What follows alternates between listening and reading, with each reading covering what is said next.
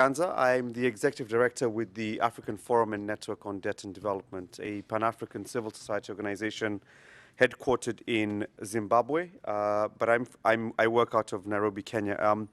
It's my esteemed pleasure to bring you and host you during this session on a Friday afternoon during the spring meetings here in Washington, on a session that is gathering a lot of interest and attention as the negotiations towards the IDA21 replenishment take place, and lots of intense conversations around how to make sure the numbers go up, but also to ensure that the replenishment themselves target socioeconomic transformation in the most vulnerable countries in a way that is affordable, very cheap, and not disruptive of social investments across the developing world. So I do have with us a very distinguished panel from different sectors of the divide, and who will be taking us through the next hour or so in this conversation. But before I do that, I'd like to just encourage those who prefer the natural light of the windows just to come a little bit forward, maybe one or two rows, maybe not just the first row, because I know it is Friday, as I said. But just to make the room look a bit more fuller, for those who are watching online, they'll imagine that they're missing out on something very amazing. So please come forward. So thank you once again for making time to be with us to have this very important conversation.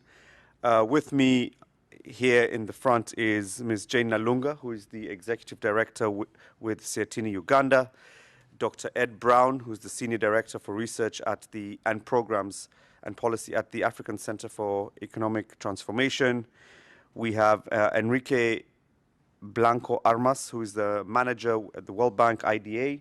We have Mr. Andrew Dabalen, who is the Chief Economist for the Africa region at the World Bank. Enrique and Andrew, you'll excuse me if there's a prefix to your name, doctor or anything else, if I've not used them, professor, what have you. I've not received the full bios there, so my apologies if I've missed them out.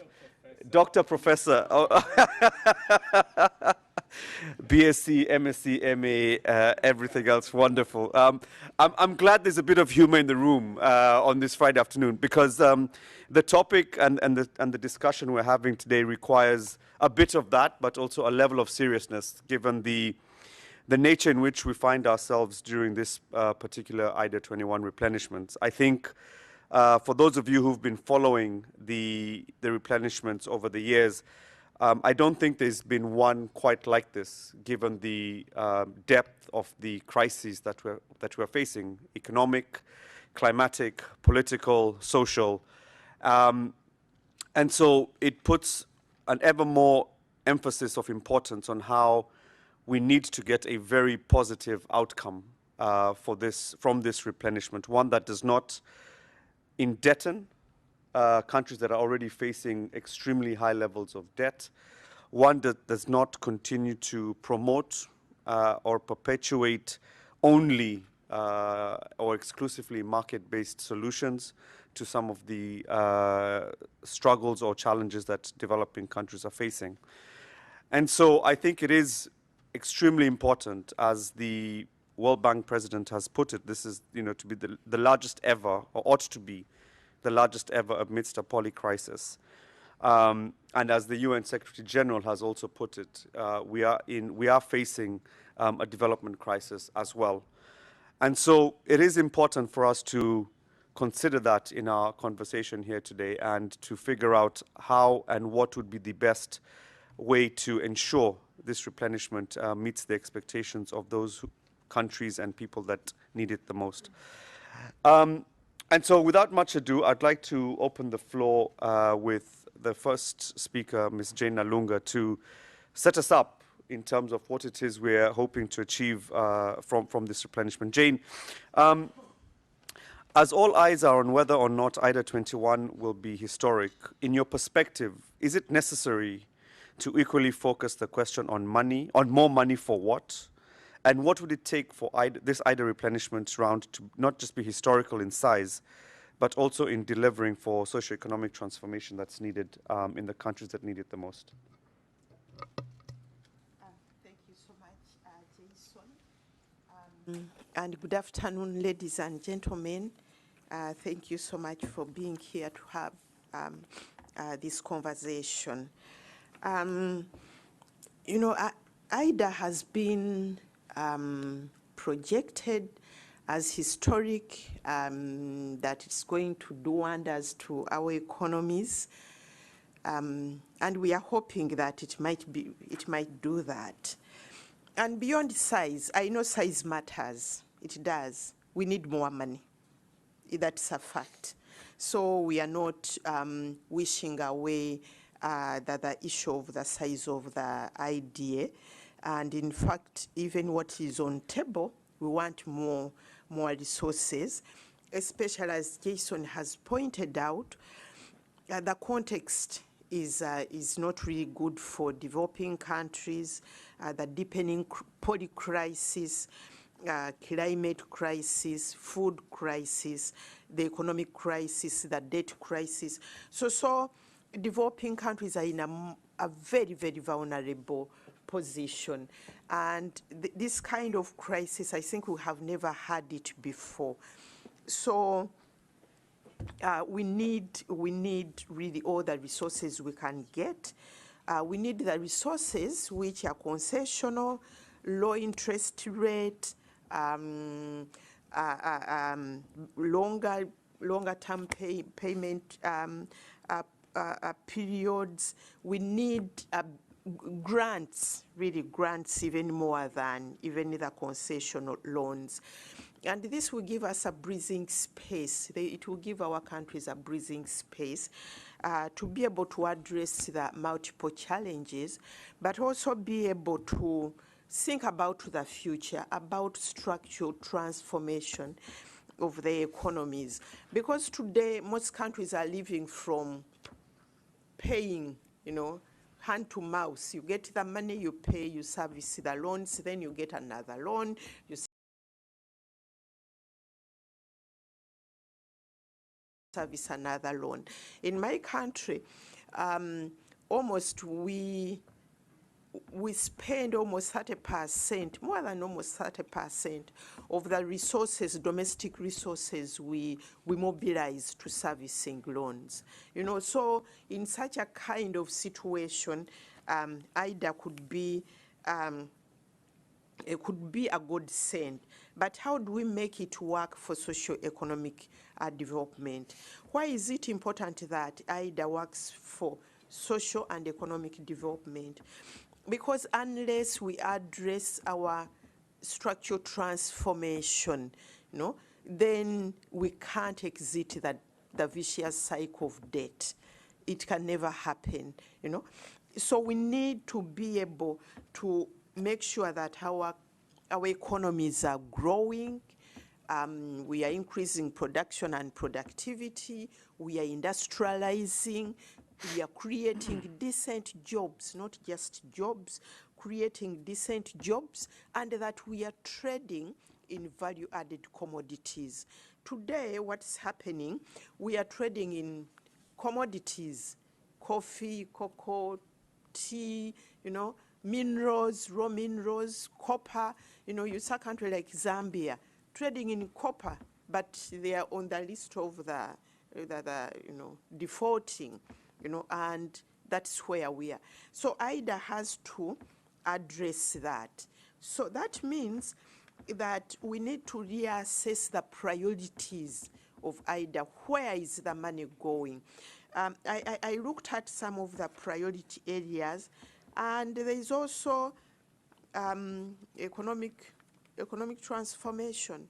And I wondered, what are they going to do, you know, to bring out economic transformation? So that means we need to put our issues on the table, that these are the priority sectors. And for me, I believe the priority sectors have to be the productive sectors. A productive, even human capital development is a productive sector, because the people are the people will have to invest in the people, in education, health, water.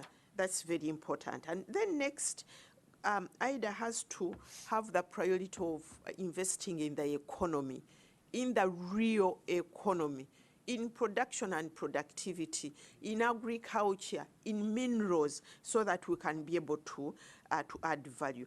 And that means that IDA should also come up with clear programs, clear targets and indicators for those priorities. For example, indicators around production and productivity, around industries, around value-added products which are being traded, so the indicators have to be clear. Maybe I stop there for the time being. Maybe I can add on. Thank you very much. And allow me just to recognize Ms. Fatih Nzi Hassan, who is the African director for Oxfam in Africa. You're very welcome.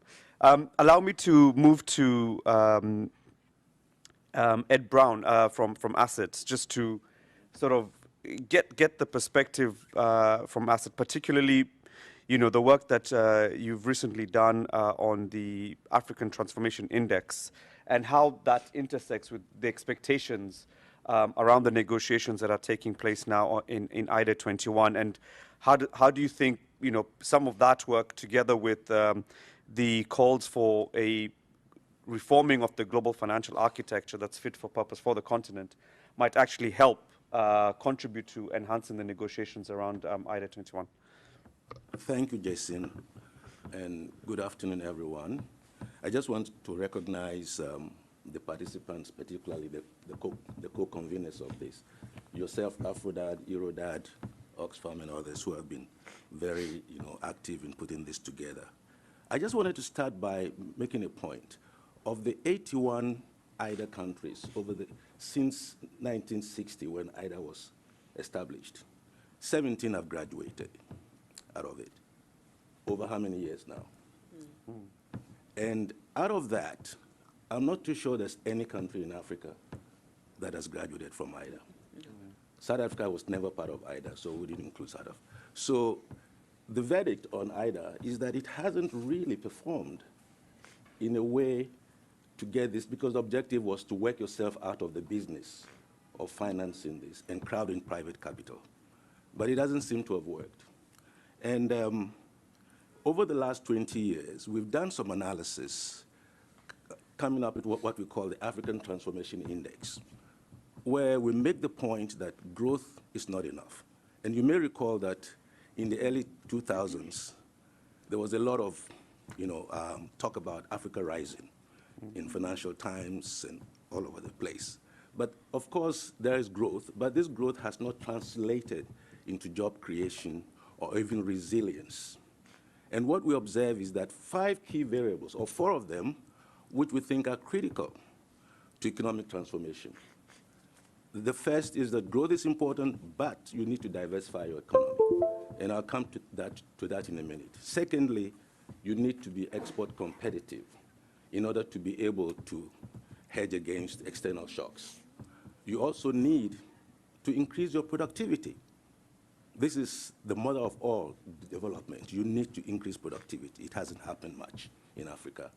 And of course, using technology, which has been the driver of all the industrial revolutions, is still very, very slow in Africa. And all this combined gives us a picture of human well-being, which is not at par with even the other countries, the peers. Although human well-being has been able to sustain a steady growth, it has not been rising as much as one would expect. Now, diversification, if you take the African countries, about 30 of them that we studied with good data, and what we observed was that diversification of the economy has been declining over time. And by that, I mean, if you take the countries, about 70% of all the products that are exported are primary products, 5 products. 70% of all the exports consist of primary products, 5 main exports in 2000. And in 2020, it's gone up to 90%. It shows that there's so much concentration, there's no diversification. Now the question is, how do you become resilient to hedge against external shocks? So that is very, very, very important. The other issue is that productivity has been declining over time. If you compare to the Asian economies, who at the time, about 30, 40 years ago, were more or less at the same level of African economies. But today, you can't compare Korea with Ghana. We say in 1960, Korea and Ghana were very much at par, and even Ghana had more endowed human resources as well as natural resources than Korea. But today, Korea is miles and miles apart from Ghana. So the question is, why is it that we're not transforming? And what can IDA do to enable this transformation? And now with IDA21, the key issues are going to be around the policy package. What would be the kind of policies that would drive economic transformation? And I think I can mention two issues that I think has to be considered. One, it has to be aligned with the countries, the either country's own plans, and development plans. It shouldn't be driven by the World Bank or the Bretton Woods, agendas. It has to be aligned with that, which means that these countries must also have robust medium-term to long-term development plans. The second issue is that it has to also at least help to drive the major areas in the SDGs that are faltering. And when we look at it, well, SDGs are improving in all the areas that I've been mentioning, but at a very slow pace. But two of them, malnutrition and food security, actually going south. So if IDA would concentrate in those areas also, it would help. Okay. I'll just stop here. Wonderful. Thank you. Thank you very much, Ed. And I think this is a very nice point to bring in our colleagues from the bank. And perhaps I'll start off with Andrew. Ed has talked about issues around alignment with national development plans. I think the statistic is quite stark. Starting off with 81, 17 have graduated, of which none are from the African continent. I think, a bit of tongue in cheek, but is IDA just trying to keep Africa where it is so that we can keep coming here every year and having the conversation with you. But on a more serious note, of course, there is a polycrisis that is threatening to worsen the situation of many vulnerable countries in Africa and the global south more generally. What is your take, you think, from what Ed has said, particularly whether it's not worked for the African continent? What do you think can be done differently in this negotiation round and in this replenishment to see that perhaps one or two countries may actually graduate from IDA? Thank you. And it's good to see a lot of you here, and my good friend Ed here. We could have a long debate about, in fact, whether growth is enough or not, but let me start off by saying, look, so what will it take for IDA21 to succeed? So if you think about IDA, and I'm sure Enrique will have better information here about IDA because he sits specifically in a unit that deals with IDA. But from my perspective, working on African issues, so if you think about IDA, IDA is a really big social impact fund. It's a pooled fund that is owned by the cooperative that owns the World Bank, which is the member countries of the World Bank. And whether it succeeds or not will depend on the generosity of its contributors. Okay, so that's the first point I want to make.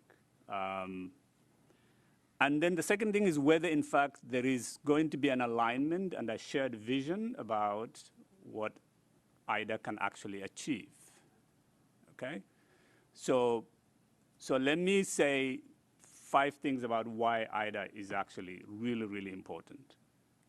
And And then I'll come back to answer the question that Ed posed.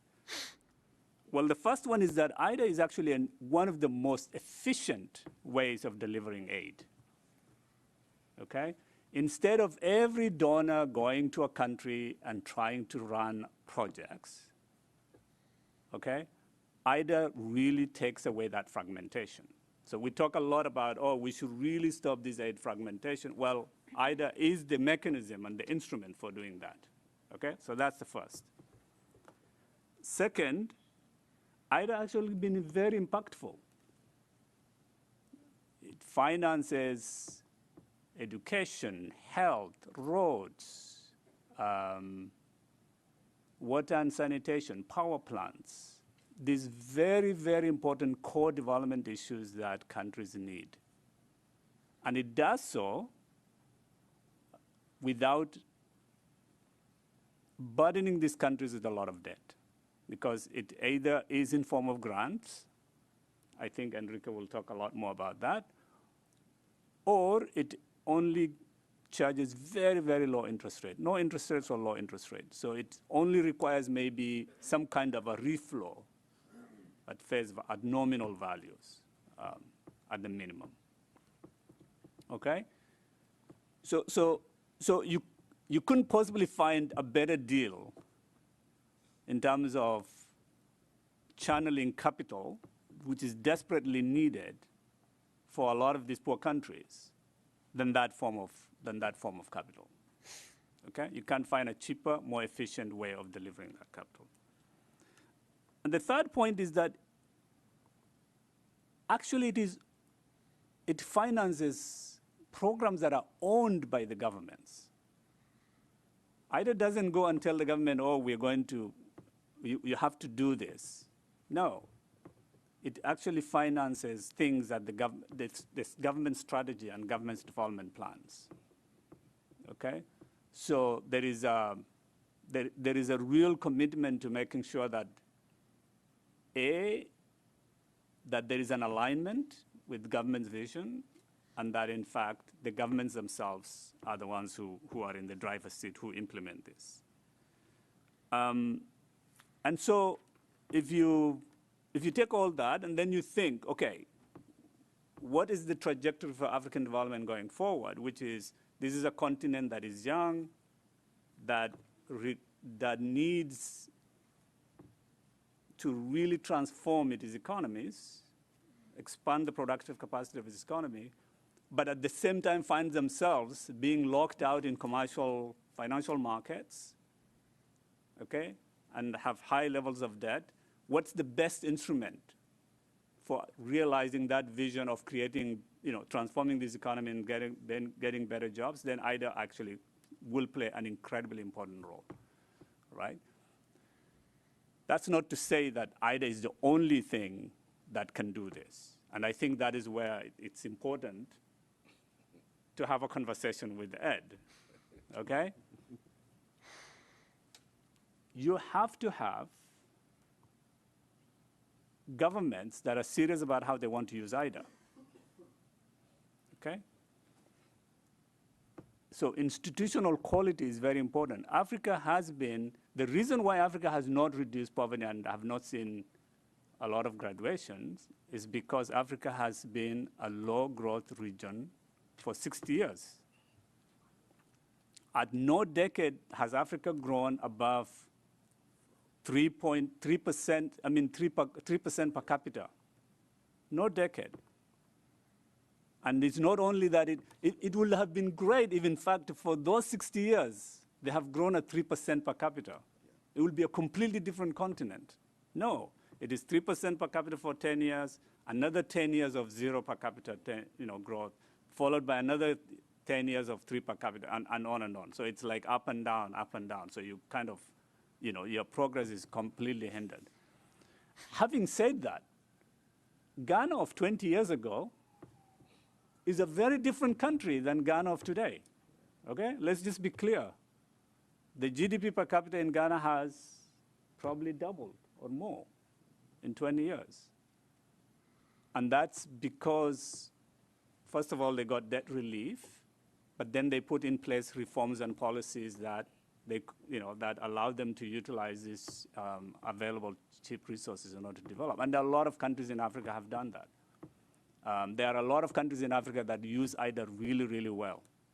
And I don't need to name countries here, but I think if you take a look at our reports, you will be able to see the countries that are doing very well, that have moved from where they were to really, really have made enormous progress in educational attainment, in achieving parity between boys and girls in school, have built roads and improved the infrastructure and so on and so on, and almost entirely financed by IDA, and of course their own domestic resources, right? But you cannot put all the honors and the responsibility on IDA. It has to come from the government's own plans and vision and implementation capacity. So let me stop here. Thank you very much, Andrew. And I want to bring in Fatih here, because you've heard Andrew sat there next to you talk about Africa being a low-growth region for the past 60 years, and that IDA is probably one of the most progressive financial instruments or funds out there to see the continent through. But maybe from your perspective at Oxfam, do you feel like the proposed policy framework that Andrew is describing will, particularly in the context of IDA21, will change some of the very bleak picture that he has mentioned, though also promoting IDA as being a very progressive fund in that sense, and particularly maybe with the focus of dealing with issues of economic inequality, gender inequality, and public services. Do you think that there's some sort of reconciliation that you can make there with what he has just said from your perspective at Oxfam? Well, we can reconcile to some extent. But first of all, thank you for inviting me, and also I'm sorry about my being late. I was in another panel discussing the IMF quotas and the reform. Okay. So for us, we think that generous and robust IDA replenishment is very important. It's something we support. We think that there's evidence that this kind of aid saves lives, and it reduces inequality to some extent. And we think this is the main challenge across the continent. But not everything is roses and bubbles. But we think also that beyond reaching a big IDA, what is needed is a better IDA. And the presidents of Ghana and Kenya and Zambia, they issued a joint op-ed, and they said that the current system needs more than adjustment. It needs an overhaul.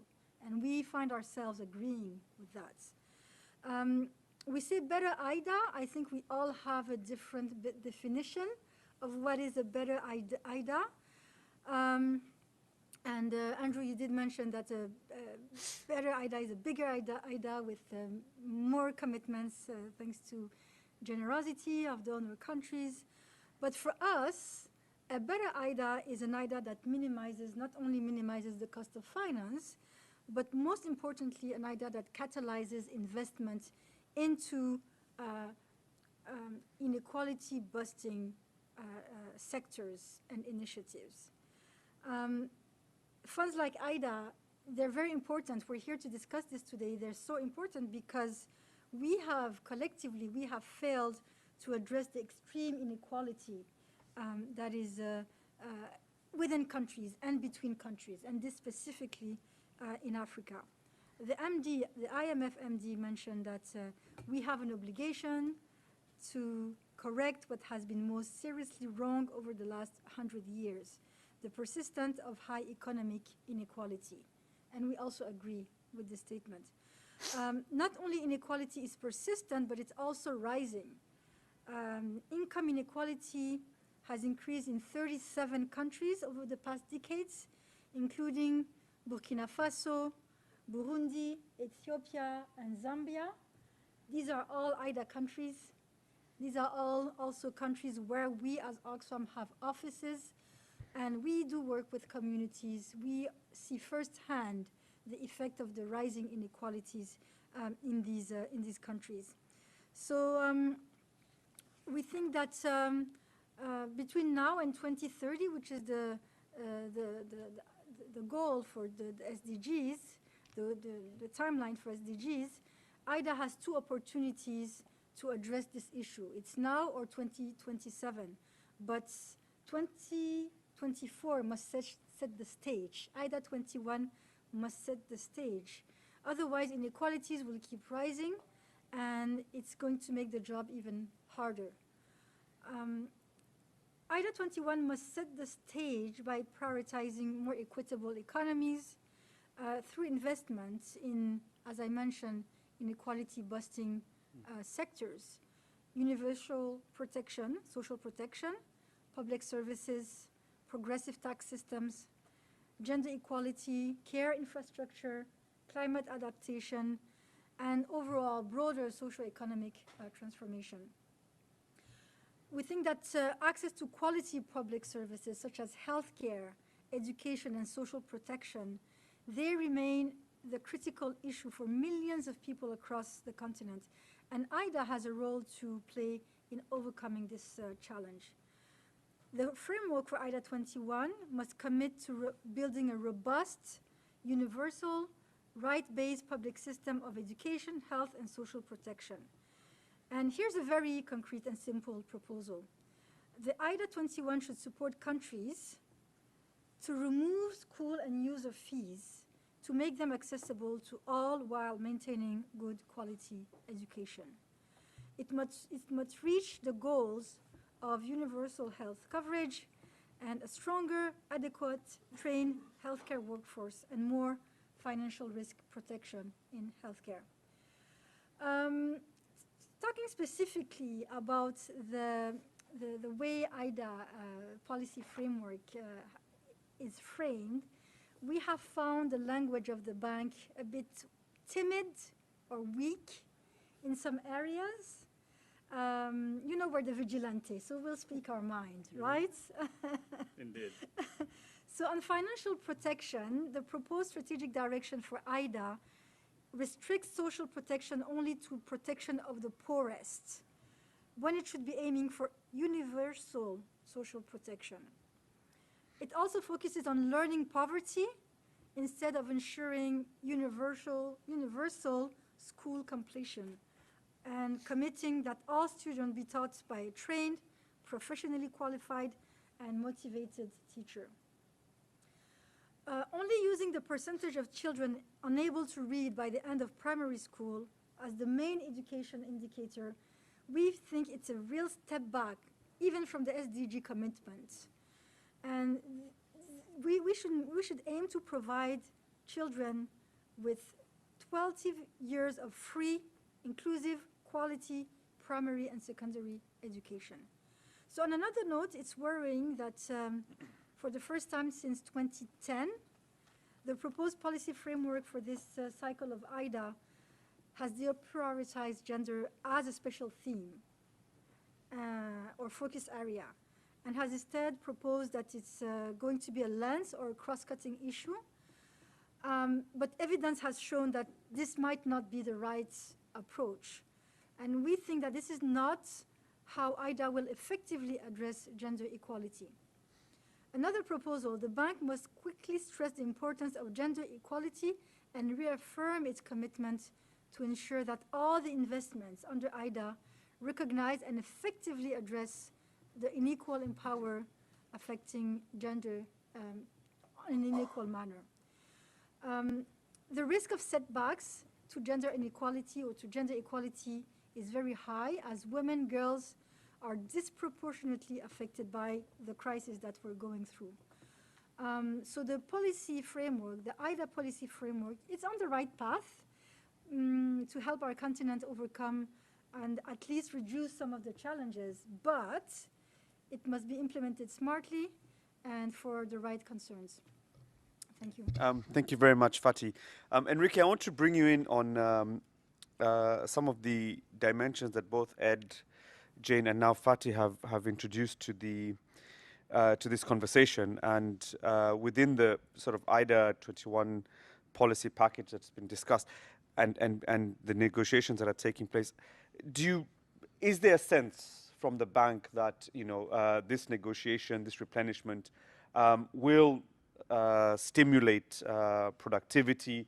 It will have real impact on investments in the real economy, but more importantly, deliver programs or proposals and the required finance that are, to use Fatih's phrase here, that are inequality busting, that then can sort of help us get over this socioeconomic transformation line that many of us hope this replenishment will deliver. Okay, thanks so much. Thank you for the suggestions, but also for inviting me to speak here today.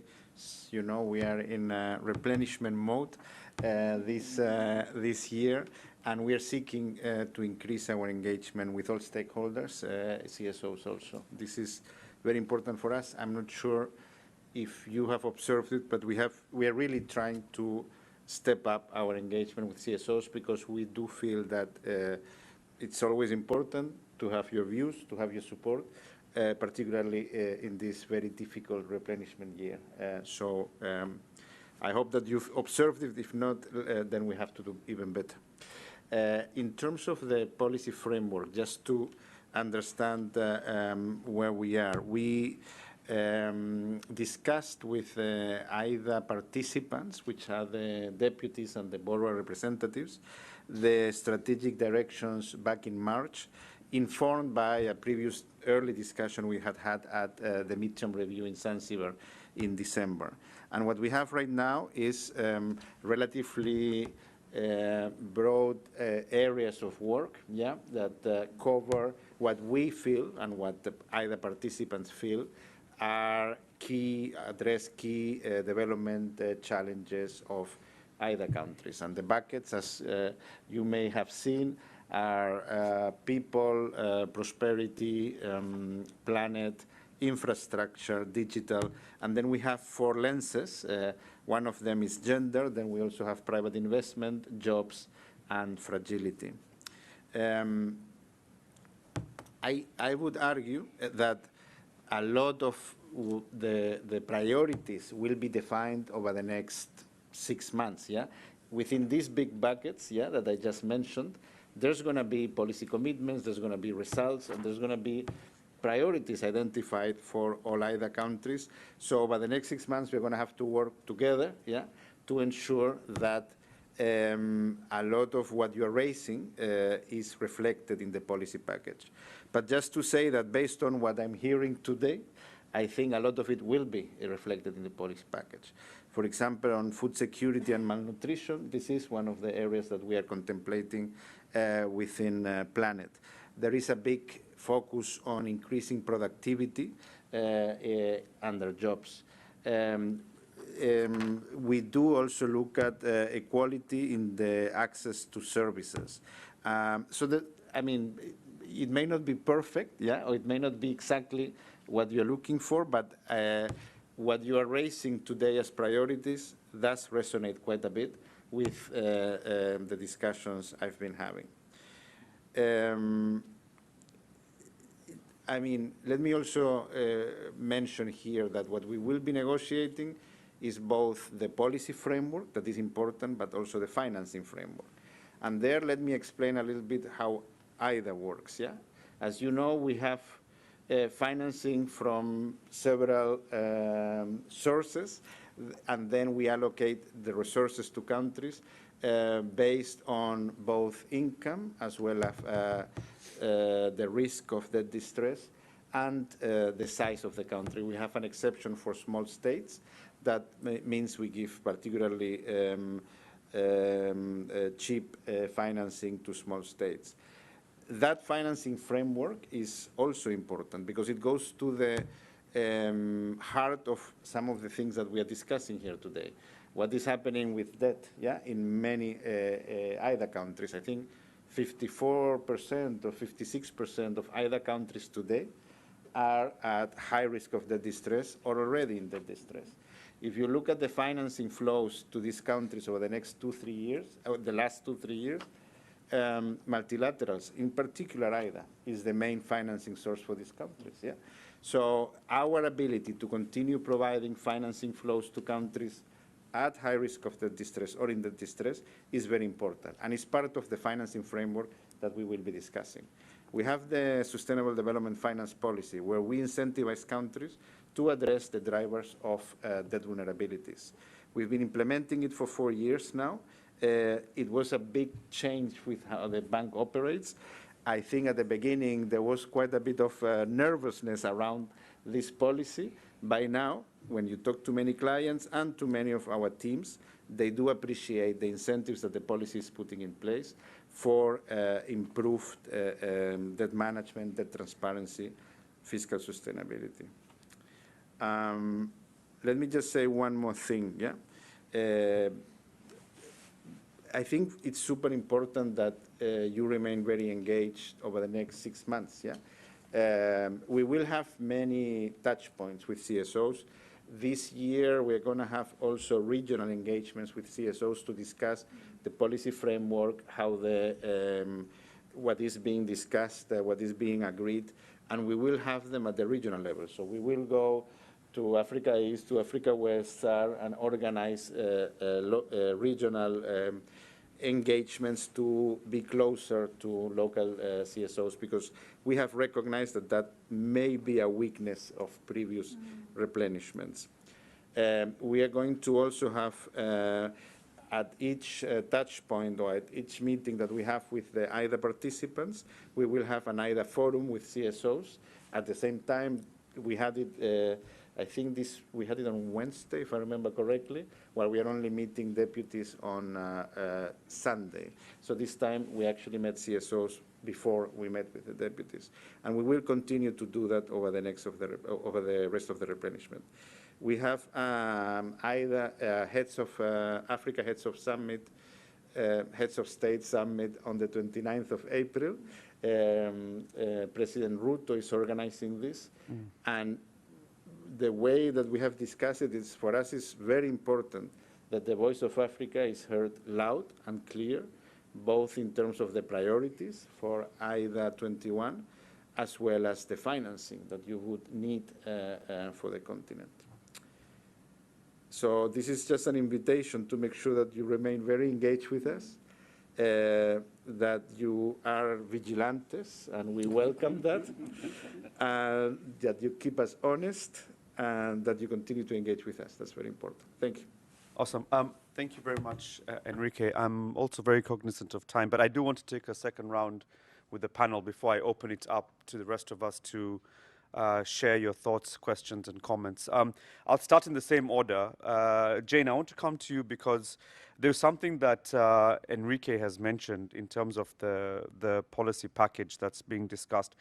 And the different buckets. And I'm particularly interested in your thoughts on the private sector one, because, you know, many concerns from particularly civil society from Africa has been this, and you know, developing regions at large, is this continuation or perpetuation of heavy involvement of private sector and facilitating private sector, particularly on the finance side, when it comes to accessing development finance. How does that make you feel when you hear private sector being part of a very, what is supposed to be, as Andrew put it, a very accessible and very efficient pot of money or fund, but and it's supposed to be accessible to countries that need it the most. But there's a role that's being given to the private sector in this replenishment and negotiation. How do you think we need to address that and approach that part in particular? And if I can just ask you to be a bit brief so that we can do the full round and then open. Thank you. Thank you so much. IDA has a private sector window. And for me, I think this is a risk of diverting this concessional funding to the private sector. But we also need to remember that the bank has been pushing the private sector. In fact, when you look at maybe the bank loves the private sector more than even our governments. And I just want to go back to the issue, Andrew, which you have raised, that Africa is a low growth region. And I wanted to say the bank has a big part to play in that, because African countries have faithfully followed the advice you have given as a bank. The structured adjustment programs, we privatized, we liberalized. In fact, we liberalized our financial and economical and financially, we liberalized. We deregulated. Even today, our civil service is very low, and government is nowhere to be seen. And this is how it has been. Even today, going back to the issue which you have raised on the private sector, the financialization of our economy, the real economy is being financialized to even climate change, even food, agriculture, financialized to make it attractive to private sector investment. You look at the land, I give you an example in Uganda, land which was communally owned. World Bank brought a project to give individual land certificates. Today, the whole area it's a problem. People are buying land, especially the women are off land. So for me, in fact, if we are to look at IDA to work, we need to look at the broader context within which IDA is working. IDA itself has to change, because IDA, in any case, they are just projects. But we need to look at it broadly. Look at the broad World Bank policies, which you push on our countries, but also look at the broader global context, because we need to restructure, to reform the international financial architecture, but also the multilateral trading system. So when we sit here and we say IDA is going to work, I agree IDA will have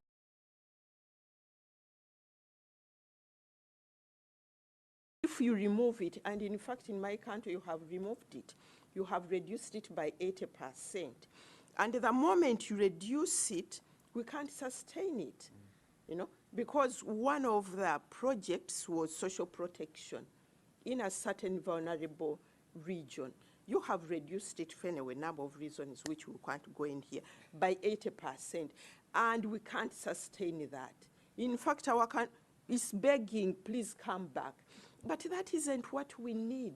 We need to sustain, we need to get off that drip. We need to break the cycle of poverty, the cycle of debt. Thank you very much, Jane. And I want to just pick up on that, Ed, just to bring you in. I mean, part of this is the technical work in understanding how the financing or the replenishment is going to work and where it's going to be invested and directed. But a bigger part of this conversation is the political conversation that will be taken by leaders of governments, heads of state, and then followed through by officials from ministries of finance. Now, Enrique touched, and this was already on my pre-prepared list of questions, but there is a summit in Nairobi that is taking place, being hosted by the president of Kenya, His Excellency Ruto. And in that summit, I mean, from a political point of view, if we want this replenishment to be a replenishment of all replenishments, a replenishment that really, jumpstarts the African continent in particular, but developing countries more generally speaking, what is the political calculation or analysis that we need to be considering to make sure that this is the replenishment of all replenishments. As Fatih said, we've only got one more before 2030 for the SDGs. Yeah, I think that, first of all, the meeting in Nairobi is going to be critical. As you already know, they formed the African Club, basically looking at all these dimensions and seeing how it can work. But I just wanted to emphasize two things. For us to converge, for me to converge with Andrew On growth. on growth, is that for IDA21 to really be really different from the previous IDAs, I think there are 2 or 3 key areas that we need to look at. Enrique had mentioned of the fact that you're consulting with civil society and so on. But in my view, that is very perfunctory. It doesn't lead anywhere. In fact, in the PRGF, as part of the requirements is that the government must have citizens consultation. But when you look at what the citizen consultation is, it's really perfunctory. Yes. They invite them, they talk to them, and then people raise questions, and that's it. That's not what we're talking about. So for IDA21 to work well, there must be some built-in into the policy framework how you design and implement projects, which would include CSOs and other actors, to ensure accountability, monitoring, and so on. Because there's always a big gap between the political hierarchy and the rest of the citizens. Once the governments, they win power, then they go on their own way. They're no longer accountable to the people. So that's one thing. And then the other point that Enrique mentioned is talking about going regional and having this conversation. But I think there's a much broader issue, is that can IDA be used to help to further the regional integration in Africa? In other words, we're looking at a situation where you have small countries that, for all intents and purposes, can never transform unless they integrate with the others. Okay. And I think that drive either can be a catalyst to ensure that many of the national problems that have actually regional solutions can be addressed through that process. In that case, you'll be addressing a real public good issue. So those are the 2 things I just wanted to mention. On the political side, I think that there is a convergence emerging. Last year we were not where we were today. Now you can see that the African leaders are beginning to talk with one voice, and they're addressing these issues of the global financial architecture and how to move it forward. And having the African voice in that conversation, I think is important. Okay, thank you. Thank you very much, Ed. Fatih, if I can just bring you in very briefly as well before we open it up. Just on this same issue of the private sector investment, because you've talked about your sentiments of the marginalization, or actually the exclusion of gender as a main issue, and it being just considered as a cross-cutting dimension. But also what Jane talked about, when you include private sector, sometimes there are these other costs that deepen inequality. What is the kind of direction of travel you feel that, like from Oxfam's perspective, they would need to do together with other civil society actors to ensure that the involvement or increasing involvement of private sector in this IDA conversation does not lead to this marginalization and deepening inequality, particularly with the privatization of things like health, education, and so on? Well, thank you, Jason. You did mention that you're going to open the floor. I hope you're going to give our friends from the World Bank an opportunity to respond, because I'm also about to put them on the hot seat. Please do.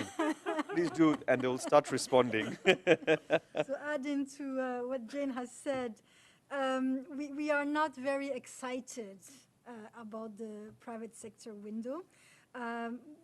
We don't want to fall into the mirage of private investments. Private sector has proven that it's very good at taking care of itself.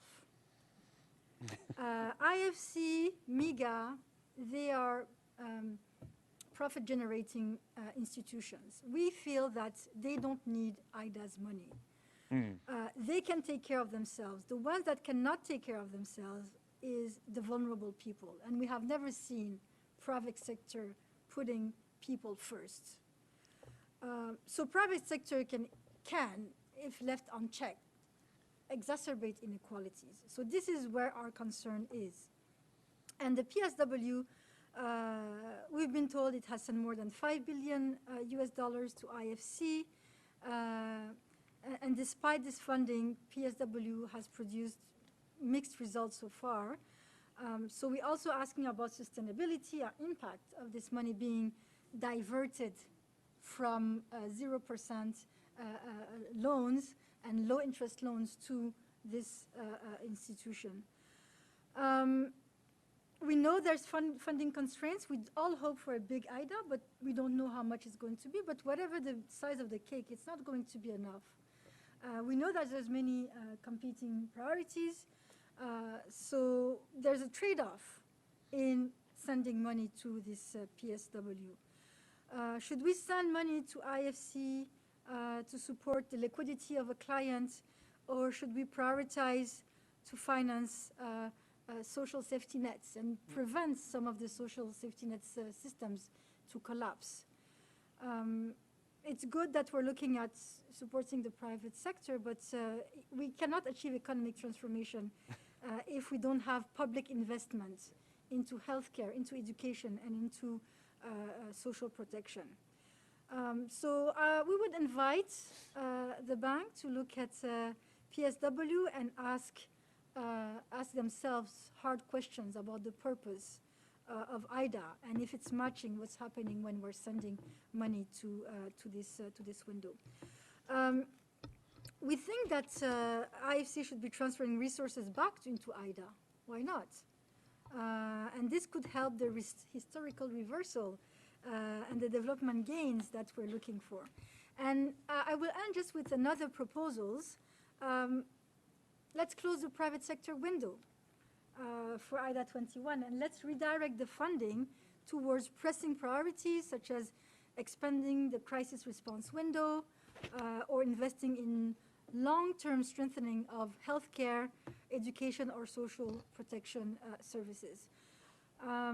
We need really this exercise to happen, and we need the political will to address issues that are systemic and necessary for the transformation, economic transformation. Awesome. Thank you very much, Fatih.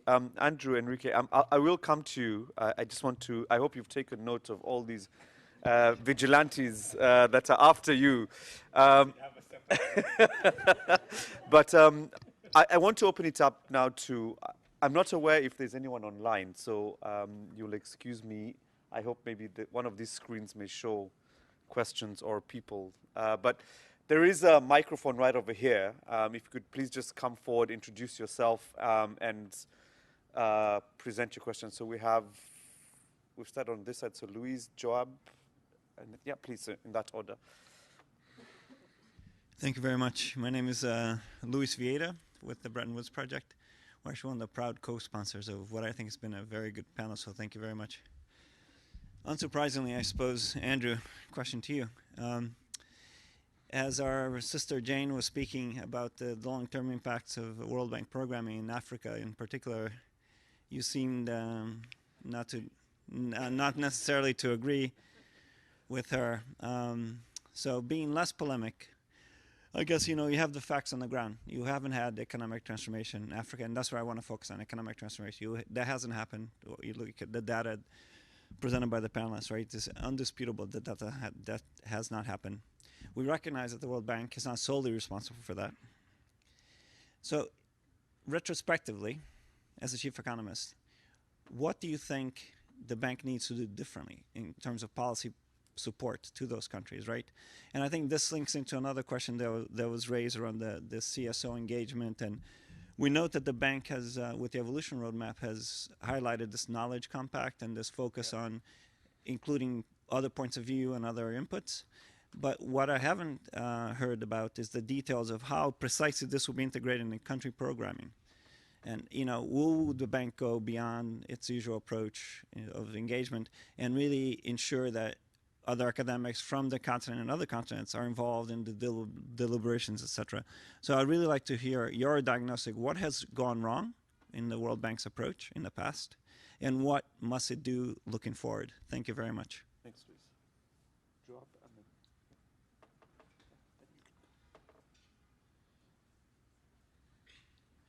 then Thank you so much. My name is Joab Okanda. I'm with Christian Aid.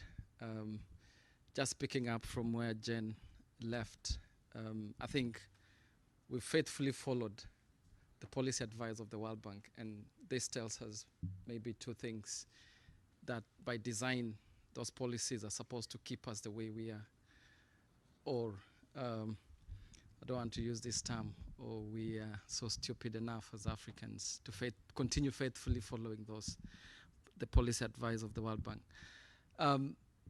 There was a discussion at the beginning, especially by Jen and my brother from ACET, about the issue of the industrial policy and whether this should be the core of the policy package that you're developing, and how that industrial policy should look like in the context of, in the current context where we're seeing rich countries in the guise of climate action coming up with initiatives that are actually, in the real sense, they are trade weapons.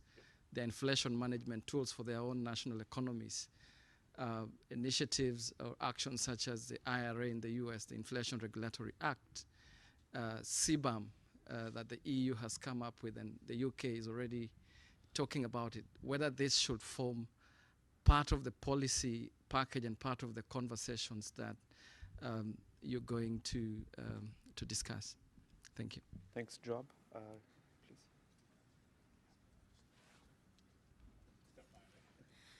My name is Samah Sanmana. I'm from Sudan, and thank you for a very rich discussion. My perspective, I just want to maybe add some thoughts and hear your feedback. Well, right now Sudan is at war, but before it was looking at HIPC and debt forgiveness and a lot of investment into various sectors. So, for example, there's a huge potential in the renewable energy sector, solar, wind, and there was quite a pipeline of projects there. I think one of the things from a policy perspective that I haven't heard much talk about is capacity building in terms from institutional capacity. Because what we see is the projects are there, but what happens is that the regulatory frameworks are not there. So the PPP frameworks, the PPA, the IPP, the how do you get the energy back, feed-in tariff to the national grid? How do you electrify so that you can reach the marginalized, the poor, the rural areas, and electrify the country? So that's one is the institutional capacity. The second, and this is really Jane's point, I was struck by her point. She was talking about value addition and beneficiation of commodities. I'll give you an example. For Sudan, we have groundnuts. We have gum arabic. Gum arabic is 80% produced in Sudan. There have been various attempts to beneficiate and do that industrialization in country. The problem, again, is infrastructure. So in order to, 70% of the workers in the forestry industry, gum arabic, are women. They would be the major beneficiaries of beneficiation and value addition and sharing of that profit pool. But the major industry is in France and in Germany. How do you bring some of that industry to Sudan? Well, the major obstacles, as if you want to export, you need stable power supplies, you need effluent waste systems, you need all of these things. So it's infrastructure, infrastructure, infrastructure. So these are the 2 points, and I would love to hear your feedback. Thank you. Thank you. And I think we have one more. Yeah, please. Hello, thank you so much for your panel. It was really interesting. My name is Zahir. I'm from the Youth Policy Forum in Bangladesh and a student over at Columbia. We work back home on economic diversification and value addition. And it's really refreshing to hear that the IDA also works on that sort of aspect of industrialization. But the issue that we've noticed is in Bangladesh, the obstacle is a collective action problem. You have the government, you have the private sector, you have the CSO, but no one wants to move first when it comes to reforms. No one wants to move first in this process of industrial policy. I mean, we have such a big garments industry, but why is that industry not moving up the value chain? There's no incentive to move up that value chain. And I've heard a lot about the IDA21. I must admit, this was also the first time I've heard of the IDA21. I'm very young, but but what I have appreciated is, yes, there's consultation of CSOs. You're speaking to us right now. There's consultation with the private sector. But what happens during this period? Are we still in contact with the private sector? Are we still in contact with the government? Are they speaking to each other, which I think is the biggest gap? Will they continue to speak to us after our intervention? What provisions do we actually make for this in the IDA21? And or even if we aren't, why aren't we? Is there a limitation in the World Bank's mandate for this? And the final request is a personal one. If the IDA21 wants to fund me, I am more than happy to. But thank you very much. Thank you so much. Thank you very much, Zahir, and refreshing as well to hear that. Some serious questions here, Andrew and Enrique, but I do also want to give the opportunity to Fatih, Ed, and Jane to also come in at some point when, on some of the things. But I don't know, I deliberately didn't bring you in on the second round of conversation because I wanted to hear from the audience as well. But I don't know who wants to go first, Andrew or Enrique to. All right. Okay, Andrew, go on. Yeah. That's fine. That's fine. Okay, very, very important questions. I'm not sure that I have the answers to all of them, but let me take some. What has gone wrong? Okay, so that's the question. I think that it's really important for all of us to remind ourselves that development is basically a risk-taking action. Okay? You have to take a risk. You don't know what the outcome is going to be. It's a very complex story, right? You have to bring in all kinds of things together. You have to bring in a coalition of people who really willing are invested in this endeavor. You have to mobilize resources, okay? You have to agree on a plan, right? And then you have to try and execute by either, if you have the capacity, and if you don't, at least to hire capacity or to buy one, okay? And even if you do all that, it might not work, okay? So we should not think that somehow development outcomes are given if you just did A, B, C, D. Sorry, Jason, okay? That wasn't very clear. Can I interject here? I was speaking specifically about the bank. I'm coming to that. Okay. So that's the first thing that is important to remember. Second, what has the bank done? So if you really look at the history of African development, okay, the economic history of Africa, there was a time, I remember, when people were on the streets all the time, 1980s. A lot of you are very young. You don't remember that, okay? Inflation was rampant. Fiscal deficits were out of control. Anybody who came out of a graduate school was hired by the government, but then they can't pay them, so they inflated the economy, right? Hunger was rampant. So when you talk about, oh, the World Bank gave them advice that, well, actually the World Bank said, look, the first thing you need to do is to bring your macroeconomic stability. Bring inflation under control, okay? Pay your farmers more and don't tax them so that they don't go to the farms and produce, right? And instead of paying 1,000 groundnut factory workers a premium and basically impoverishing 100,000 groundnut farmers, right? You need to open up the market so that these groundnut farmers can actually make money on their farms. That's the liberalization, right? So when you look at what actually the World Bank advised, it's precisely the recovery. I know it's very controversial and nobody actually wants to face this fact, but it is actually the truth that because of what the World Bank and IMF advise these countries to do, which is to start with sequential things to, stabilizing your economy, opening up the markets so that at least your farmers, your entrepreneurs can actually take advantage of the signals and incentives, is what led to the recovery that we enjoyed throughout the 2000s. That is incontrovertible. Okay? So I'm going to say that, and I'm going to actually defend it. So when you say, so that's one thing. So right now we are in the middle of a crisis. Okay? One of the biggest crises was a shock that happened outside of Africa, a war happening far away that led to inflation. A lot of inflation in Africa. Would you rather that the African countries didn't control inflation? Because that's one advice the World Bank gives to the countries. You need to bring inflation under control so that, and by the way, guess what happened? The recovery that we're predicting in our recent Africa Pulse is led primarily by the recovery of private consumption. Because households now have this feeling that inflation has come under control, that they feel confident that in fact they can go out and spend on products. And that is the signal that entrepreneurs need in order to invest. So here's what I am saying about what went wrong. What went wrong is there are things that you have to do. There are 10 things you have to do in terms of policy moves. And if you do 8 of those correct, you might actually have an inflection in your growth.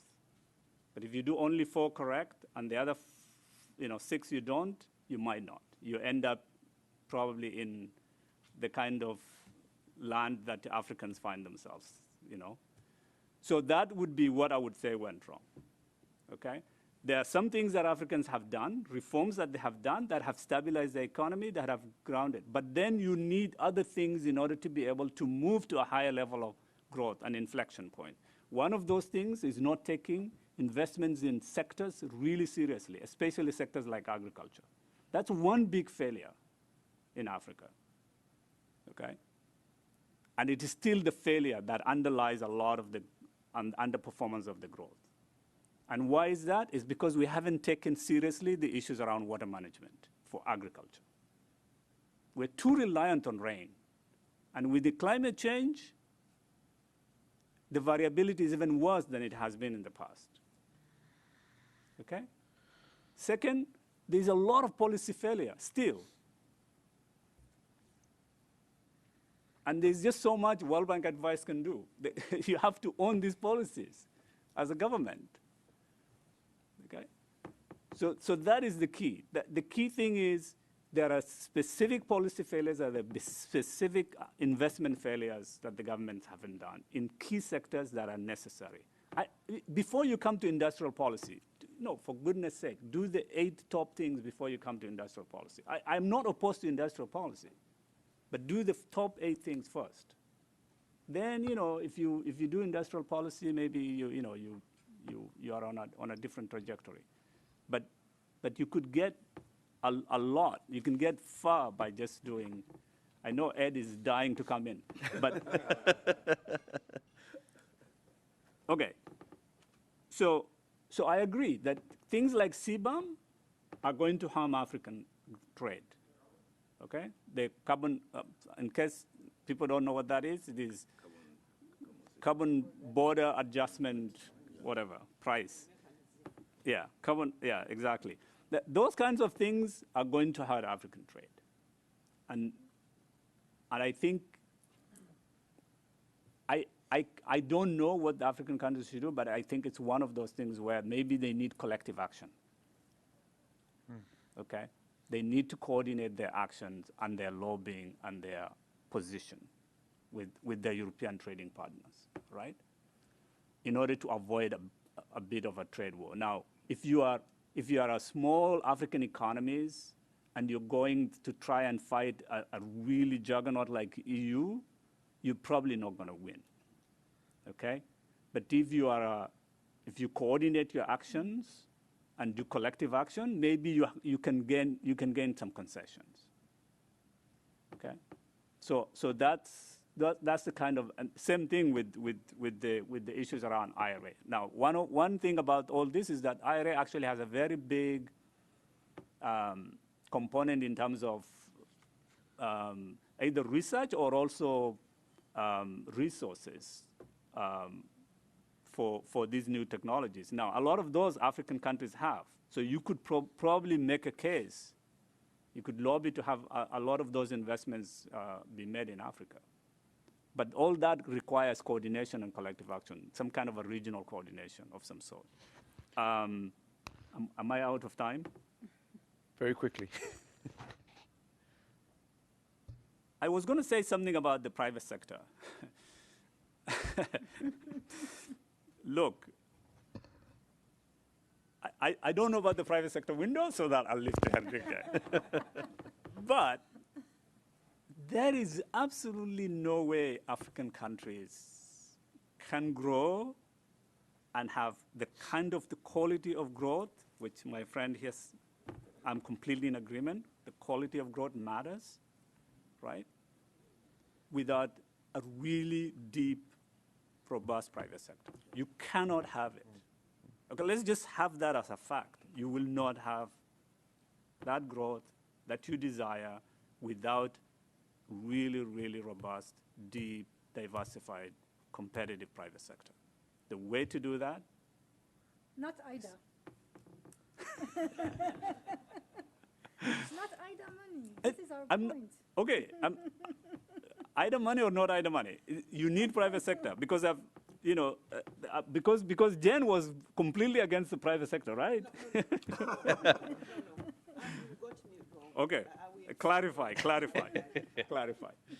Okay, thanks, Andrew. I know that all of a sudden the clock started running faster than us. But Enrique, there were some comments and questions here around capacity at the institutional level. The example that Samara gave on Sudan, issues around value addition. And I guess this is the segue to this issue, this idea of the private sector window. And maybe perhaps I can dovetail on that. When we talk about private sector here, is it worth distinguishing between foreign multinational corporation private sector and sort of domestic private sector? No. In the context of the IDA. Well, maybe in the context of IDA, that I don't. I want to put it that way because this is also what the session is contending, that there is this issue with the PSW, and perhaps maybe you could clarify a little bit more on that. Okay, so thanks so much. On private investment and whether we need it or not, I think private sector. I won't go into that. But there was a question of whether we love more the private sector than the government, and we love everybody. but just to give you a sense, of the replenishment, 93 billion, we gave, I think, 2.5 billion for the private sector window. So it's less than 3%, if my math is right. Between 3 and 4%. So we love the private sector 3 or 4%. We love the public sector 96% or 97%. So gives you a sense of where we are. I think have a look at for December, for the MTR, we had a report where we look at the impact that the private sector window has had. There are two reports, one from us, from IDA, and you can say, those guys are not objective. They are all telling us stories. There is one by the Impact IEG. Have a look at that one. Because when they started doing it, we were actually a little bit worried. It's like, let's see what they find. And it is a very, very positive, candid evaluation of what the private sector window is achieving and what it is not achieving. And I think what it does is de-risk investments that it would otherwise not happen. And it's difficult to what is the counterfactual? It's not easy. But let me tell you something else that for me was music to my ears. Because I do sit and I do approve these investments, and each time it's like, I also think of the trade-offs. Should we be doing this or should we be doing something else? I was in Sweden talking to for some meetings, and we organized a meeting with the Stockholm Institute of Energy, I think they are called. And they started telling me they are looking at de-risking instruments for renewable energies. And they started talking about a fantastic project they have found, huge impact, they assume. And And they told me this would not have happened, yeah, without the PSW. It's mobile energy generation, solar, in Chad, yeah? I mean, you said the private sector takes good care of itself. It does. And that's why they don't go into Chad to invest in energy generation. They don't, yeah? So if you want the private sector to go and invest in energy generation, we are going to have to help a little bit, yeah? And that's what the private sector window does. It's difficult, and we are always looking at, are we minimizing concessionality, are we maximizing impact? And we are very aware of the trade-offs, yeah? But I do think that it has an impact, that we are not going to get to the growth and to the jobs that we want through public sector only. I think public sector investments in infrastructure, in skills, in places that the private sector won't go is crucial. But I think de-risking private sector investment with 3 or 4% of either is a value proposition that we need to consider very seriously. Have a look at the IG report, yeah? And have a look at some other independent assessments of what the PSW is doing. Don't take my word for it, yeah? But look at other assessments. We do have the regional window that supports regional integration in Africa, and there is quite a bit of demand for it. So I think we are supporting regional integration.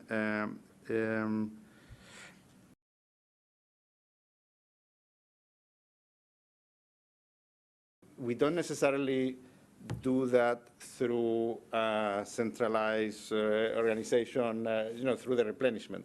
But I've been mostly based abroad, yeah, working in country programs in Pakistan, in Mozambique, in Indonesia, and there we were always, helping and facilitating the private sector and the government where it made sense. And in some areas, it doesn't make a lot of sense, and then we were not doing that.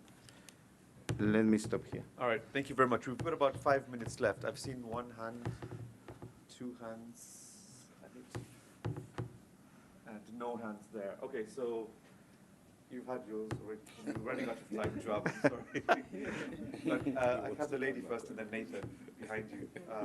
But I just ask, be very precise, just in the interest of time, please. I'm Marilena Castro, Social Development Specialist. I'm Mexican. And I just want to make the point that when we're talking about private sector, we might be talking about Elon Musk and a small enterprise in Mexico. In Mexico, 85% of the small and medium enterprises provide the jobs. So just take into account that private sector is not everybody. Focus and provide some assistance to these small and medium enterprises. Thank you.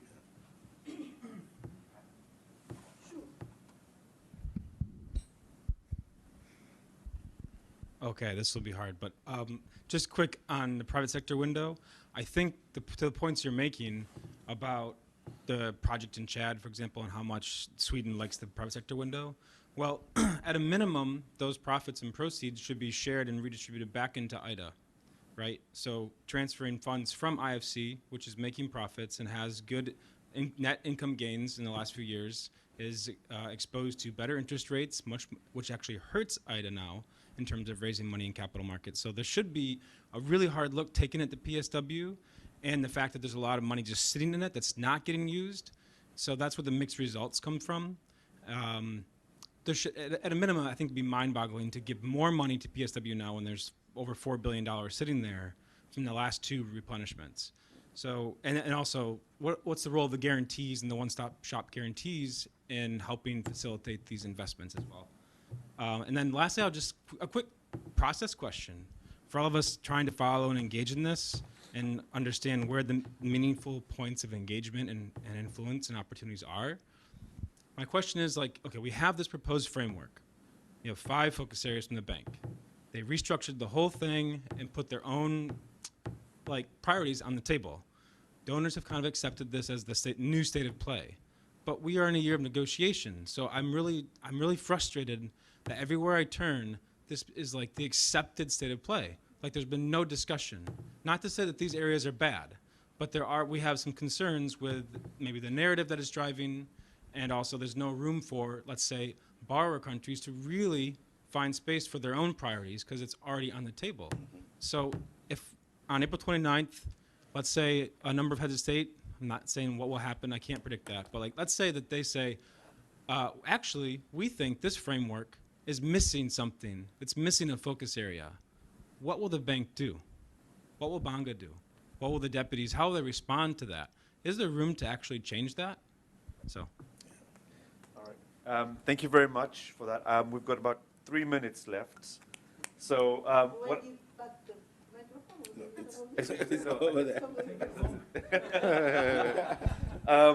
I think what I will request our speakers to do is, as you try and respond, to also give us your sort of golden nuggets to go away with about how we can actually make IDA21 the replenishment of all replenishment.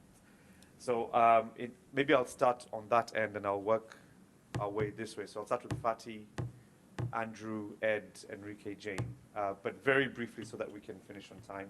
It is Friday after all. Yes, yes. Mine will be very, very short. I think these spaces are valuable. We value this conversation. Let's keep this channel open. Let's continue engaging together. We don't think it's all bad, but it does need some second look, and we hope that we continue providing some of the suggestions and that you keep on listening. I say that the bank listens, but takes into consideration 10% of what we're saying. So please increase a little bit this number and keep on the channel open. Thank you.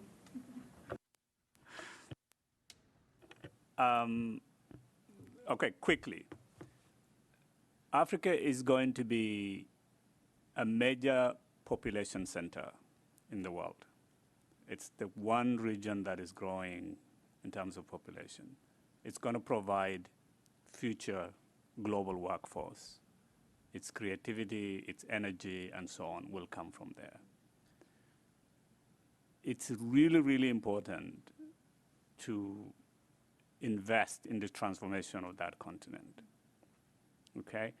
And obviously, a lot of that's going to come locally through the institutions they'll come up with, through the revenues that they will generate domestically, but IDA can play an important role in that transformation.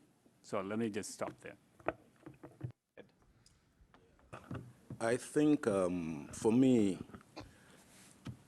what would make IDA21 different, it's not just only the policy package itself, but it's in the design and implementation of the programs and the extent to which other key stakeholders are factored into it more formally as opposed to this perfunctory approach.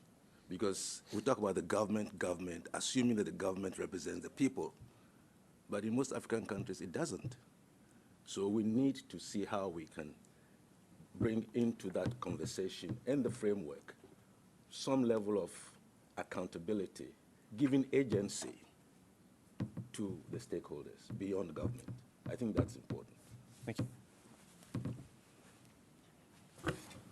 Thank you. In terms of the, so I think there was a question, if I may answer that, also on the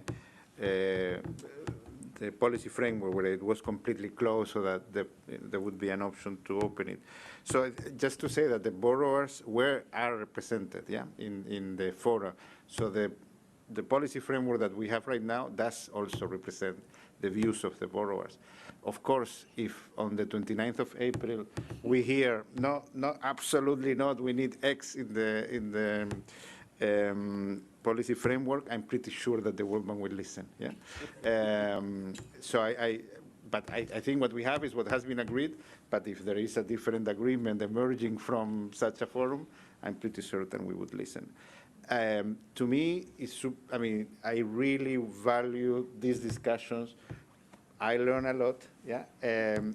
I hope that we also share how the process is working and how we are open, not to 10%, but to at least 50% of what you say, at least. But to me, IDA21 will also be different through a much bigger engagement with every stakeholder, yeah? Not only CSOs, We are also talking to foundations a lot, something that we haven't done in the past. Yeah, we want to talk also to local CSOs. So we are really trying to open the process quite a bit because we think that this is a very different replenishment than what we've done in the past. Thank you. Thank you very much, Jane. Thank you so much for all the comments. There was a question from Andrew that I don't like the private sector. Can I answer that briefly? You may have to do it privately because we're out of time. Okay. They might Okay start then. shooting eyes Okay. at me. Okay. So let me make my concluding remarks regarding IDA.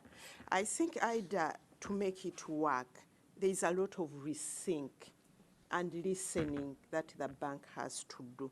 But again, broadly, the World Bank also has to rethink its policies and its development model.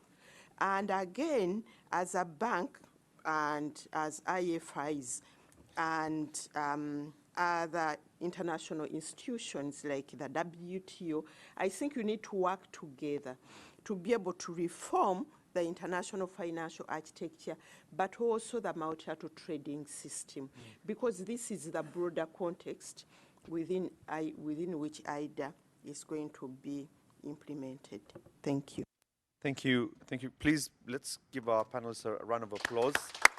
I didn't realize 90 minutes could go that quickly, so I'm sure there'll be further discussions, but allow me to thank Eurodad, actually, who set up this session, and together with Oxfam and the Bretton Woods Project, SEATINI, and ACET, it's been great to moderate and a really interesting conversation, and I hope we can continue increasing the 10% to 50%. Thank you very much, and have a nice weekend. Thank you for that moderation.